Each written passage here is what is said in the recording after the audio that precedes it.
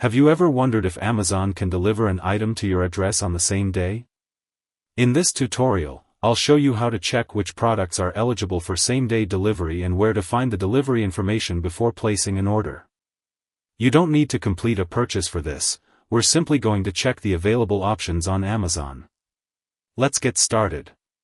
First, open your web browser and go to the Amazon website.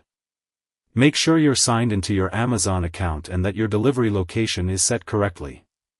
Next, use the search bar to look for an item you want to check. Once the search results appear, look underneath the product listings for the delivery information. If the item is eligible for same-day delivery in your area, Amazon may show an estimated delivery message indicating that the item can arrive today. You can also click on the product to open its full listing and check the delivery information near the price and purchase options. If same-day delivery is available, you'll see the estimated arrival information before you place an order. You don't need to click Buy Now or complete the checkout process for this demonstration. Simply use the product page to check whether same-day delivery is offered.